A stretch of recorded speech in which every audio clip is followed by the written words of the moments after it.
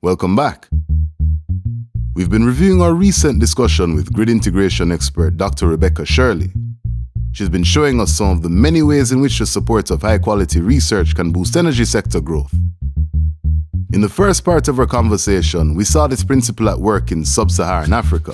When energy or electricity comes to an area, what actually happens there, and what's the process by which the economy becomes to be stimulated? And is there something we can learn there to then transfer and reproduce at scale? And we're about to talk about how we can also benefit right here at home. That's questions around finance, that's business, that's entrepreneurship. And so I think there's a whole question there to be asked, and that could actually, create some really interesting and innovative ways of thinking about renewable energy. I'm Jelani Blake, and in part 2 of our special 2-part episode of CESaRE Voices, we'll consider the importance of research and access to data while assessing the state of energy reform in the Caribbean.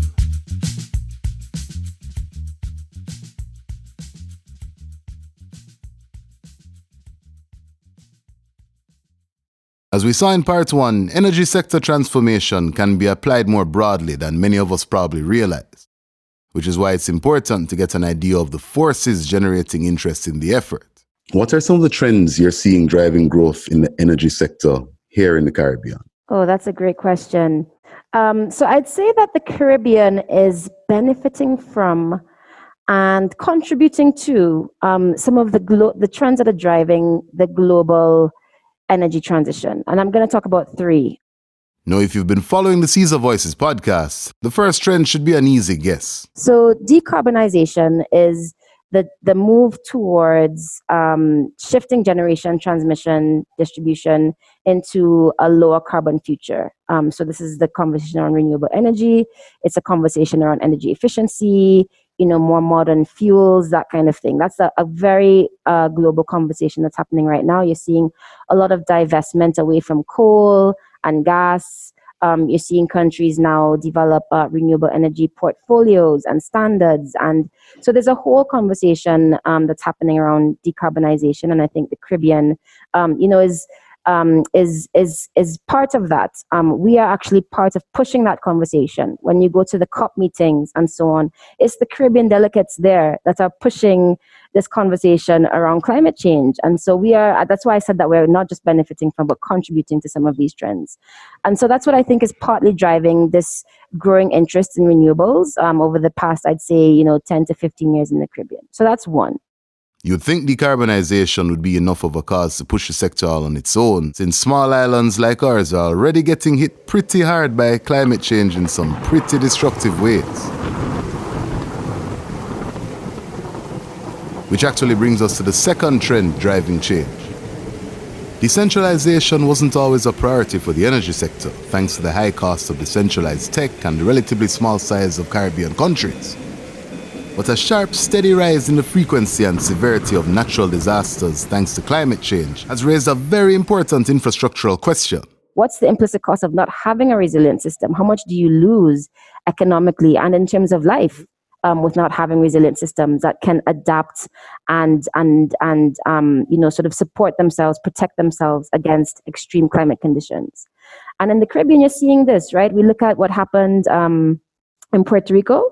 You look at what happened in the Bahamas with these hurricanes. And exactly. And so now we're seeing a move. There's companies that are now, in Puerto Rico experimenting with containerized solar, containerized grid systems, mini grid systems. And so I think that although the use case or the application is less about reaching remote communities, none of us are really that remote on these islands, but there's a real and very imminent use case around resilience and building more resilient infrastructure that can protect itself during times of disaster, but then also post-disaster, we're able to recover faster. So as I was mentioning with the containerized solar systems, for instance, those can be deployed so quickly.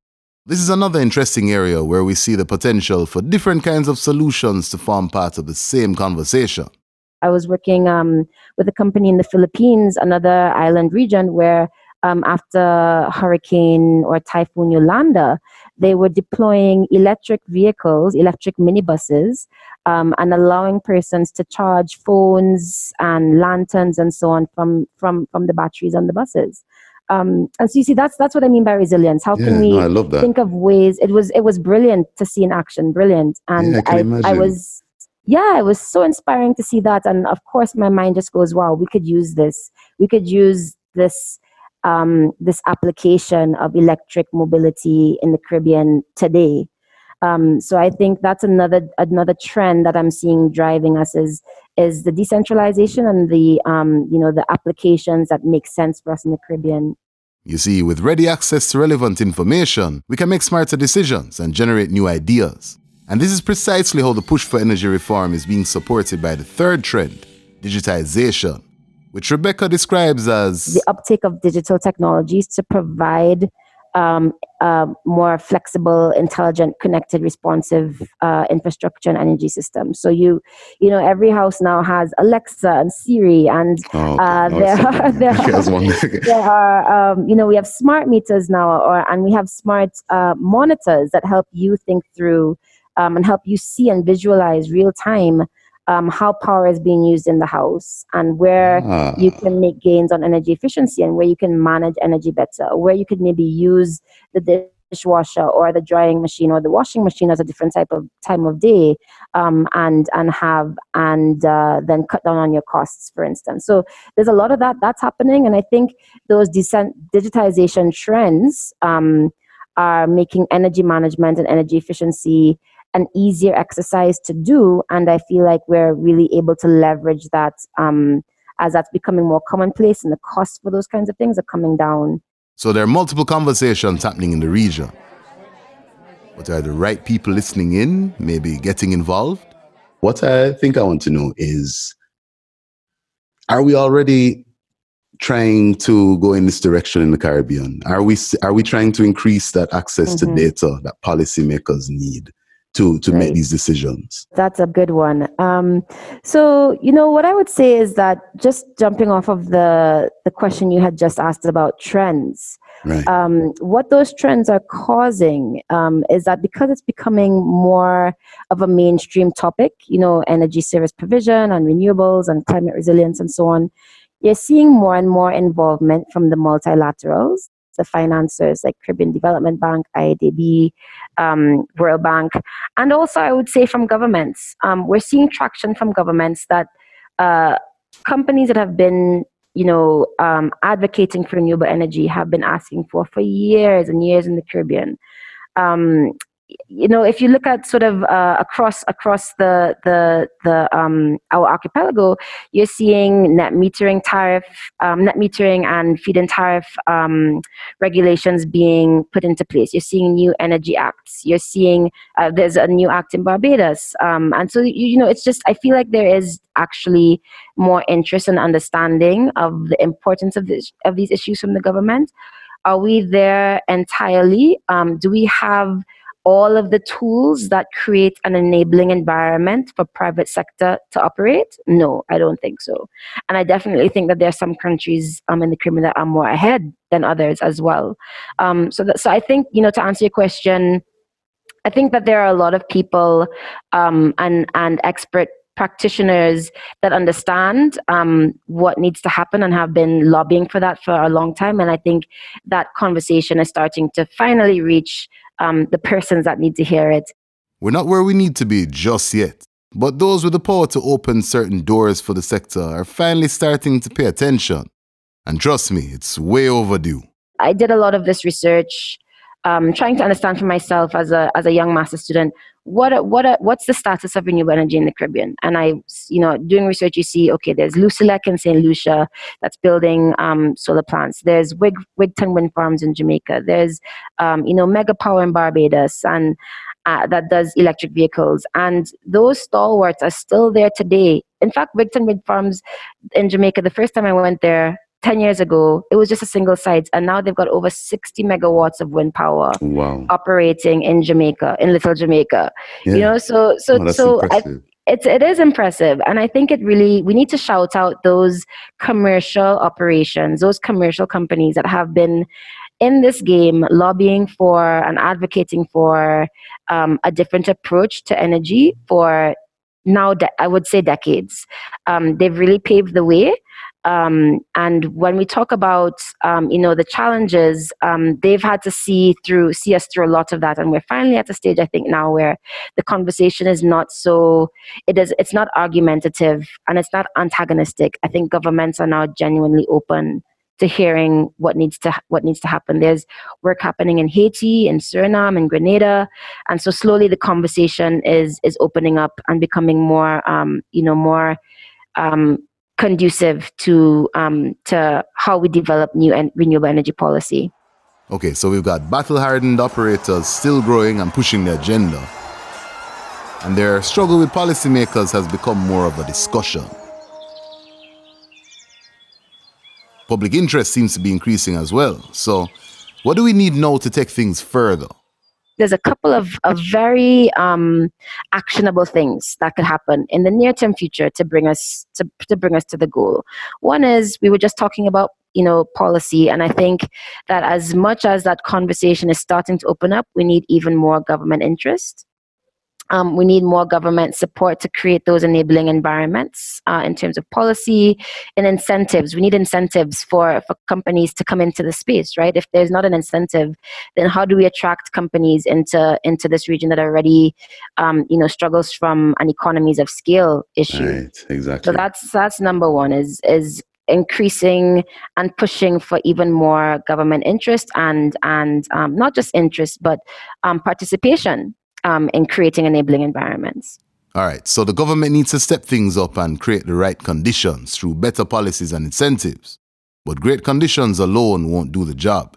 Part of the challenge in the Caribbean, and we're just now getting around starting to explore this challenge from the geothermal space, where we're starting to see a few more geothermal plants being developed, especially in the Eastern Caribbean islands. Bankability is a challenge for us. Projects have to be of a certain size to attract the interest of the multilaterals, the banks, the private banks. And so how do we design projects and portfolios of projects that are bankable? And I think that's another area where you don't have to be a technician to get involved in the energy sector, right? That's questions around finance, that's business, that's entrepreneurship. And so I think there's a whole question there to be asked, and that could actually, create some really interesting and innovative ways of thinking about renewable energy in the Caribbean. So bankability is it's key, and I hope that we can solve that challenge in the Caribbean. This is a great example of the potential for other sectors to get involved in the process. And it really comes down to what Rebekah was saying in the first part of this episode about whole systems design.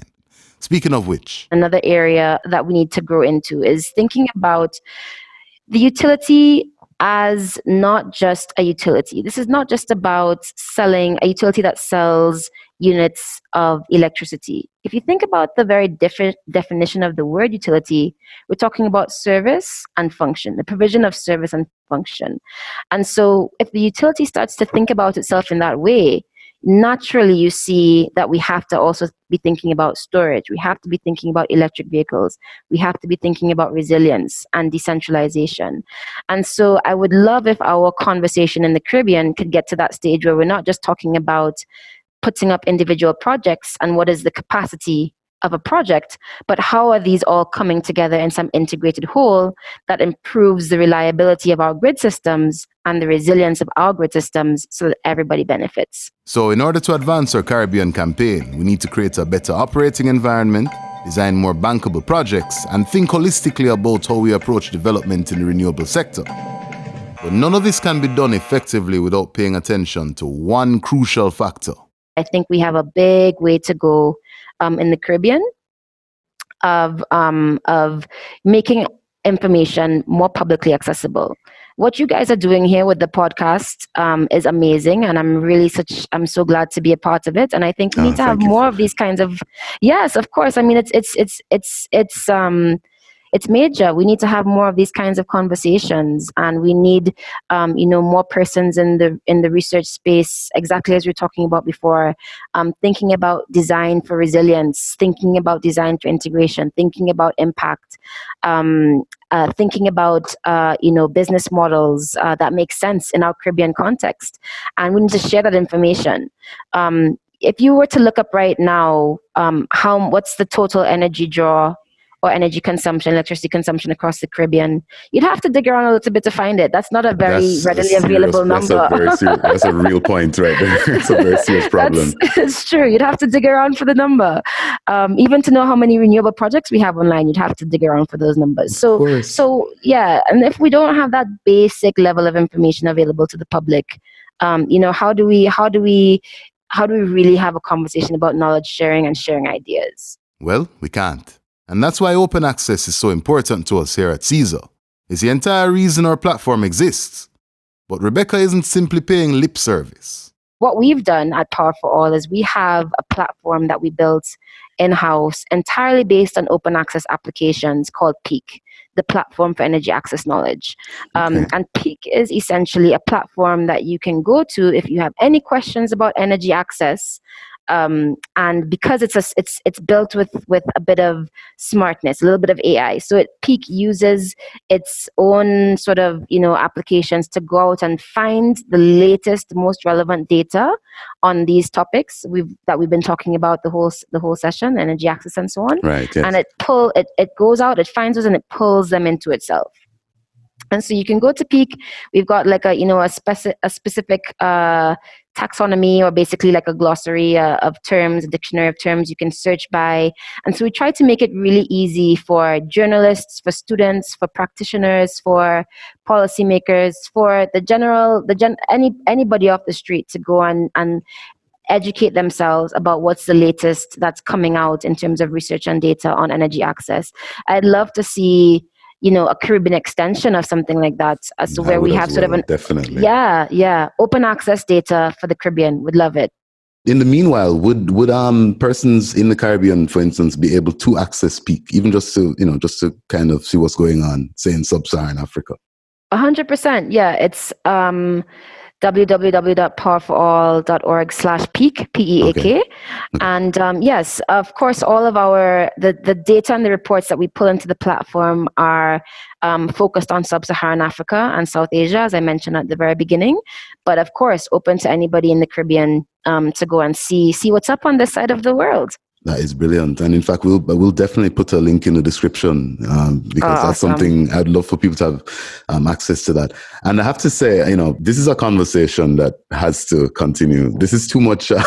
We've only really scratched the surface here from what I'm seeing. There was so much we didn't get a chance to get into, including Rebekah's work right here at home. She's worked on some pretty interesting applications, including a green jobs estimator and a carbon calculator. Maybe we'll get a chance to talk about that stuff later, but for now, it's encouraging to see experts in the field working to increase public access to data. Without a full understanding of the situation we're dealing with and the factors involved, we simply can't have the kinds of conversations needed to create change and move forward. Anyway, that's all we have for you in our special 2-part episode. I'd like to thank Rebekah for sharing her experiences with us and for offering such valuable advice. Now we just need to follow it. Of course, I'd also like to thank our listeners for tuning in. If you've been enjoying our podcast so far, please feel free to give us a rating wherever you're listening.